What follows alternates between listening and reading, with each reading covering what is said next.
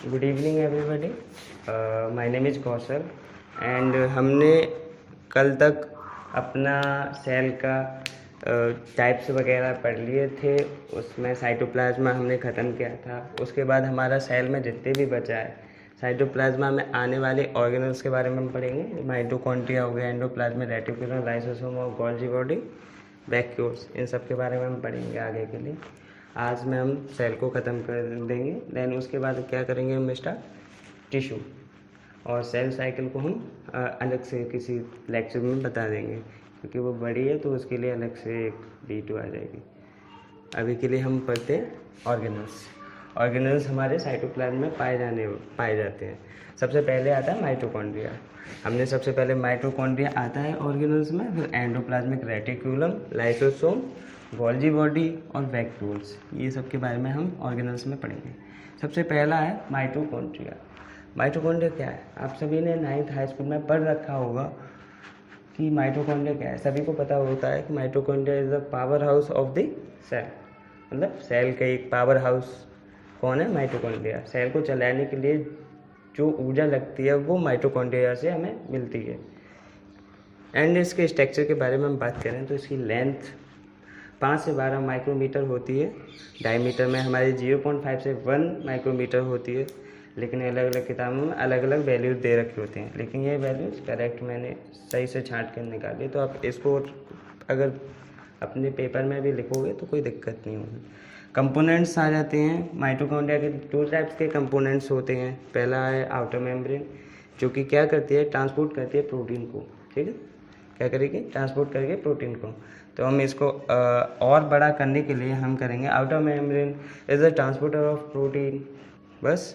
और inner membrane होती है जो कि कुछ प्रोटीन को सिंथेसाइज करती है माइटोकॉन्ड्रिया डीएनए के द्वारा। ठीक, ये हमारा हो गया माइटोकॉन्ड्रिया का। माइटोकॉन्ड्रिया के फंक्शन अभी पढ़ाते हैं। जब तक के लिए आप इतना उतार लीजिए, मैं साइड में आपको इसका फ़ोटो खींच के कर दूँगा, जिसे पॉज करके आप इसको अपनी नोट कर लेना।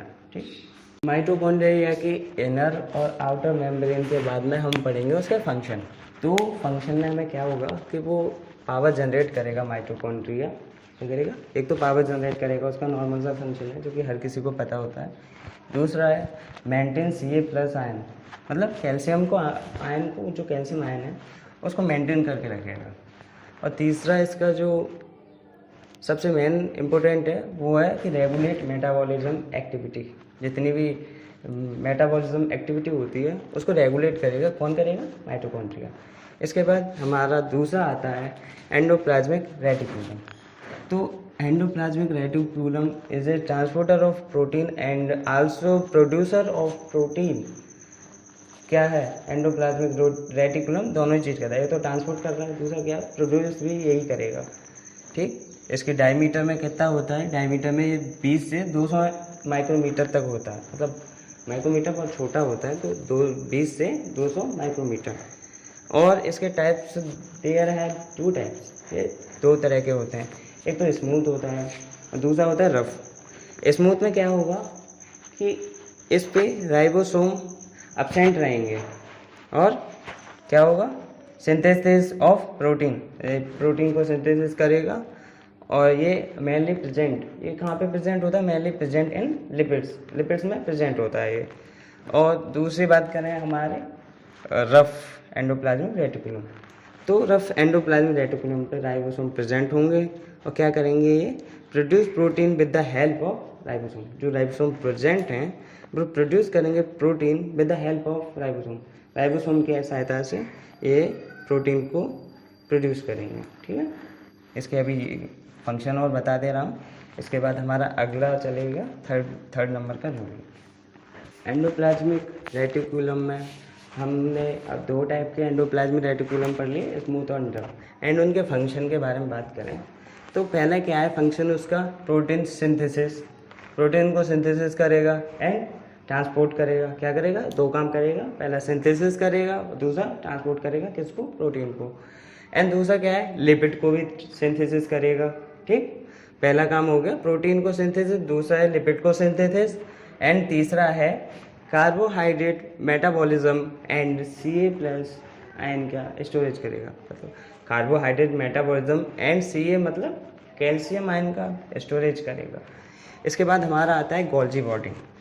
Golgi body is also known as Golgi apparatus. Golgi body को ही हम गोल्जी एपरेटस कहते हैं।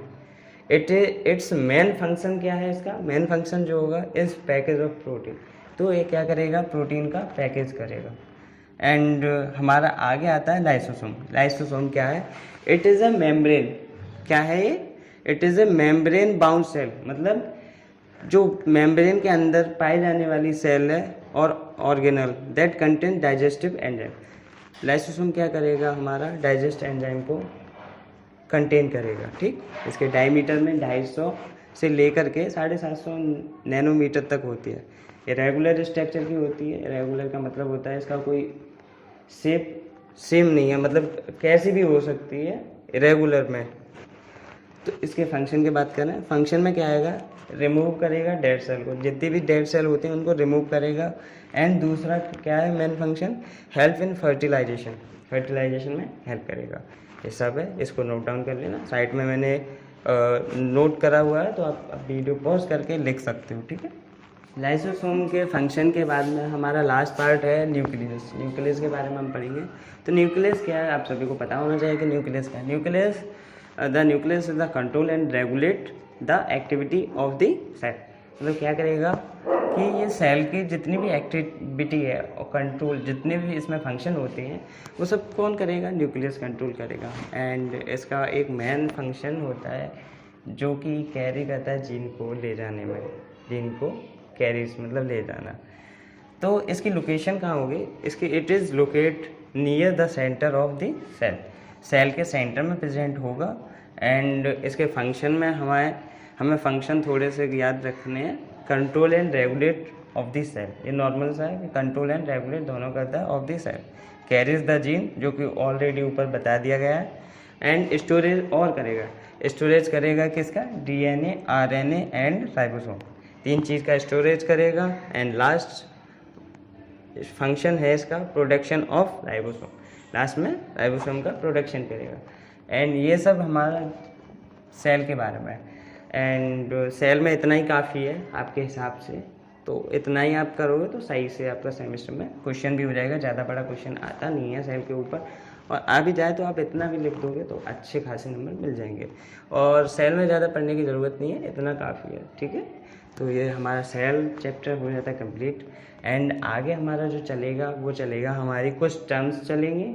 टर्म्स से पहले हमें टिश्यू कंप्लीट करना है। तो टिश्यू कंप्लीट करने के बाद में हमारी टर्म्स के बाद सिस्टम स्टार्ट हो जाएगा। ठीक, तो हमारे 12 सिस्टम है, उनको हम स्टार्ट करेंगे। पहले टिश्यू ख़त्म कर लेते हैं। ठीक है, तो अगर वीडियो अच्छी लगी हो तो आप लाइक कर सकते हो एंड शेयर भी कर दो, क्योंकि अभी नया चैनल बनाए हैं। और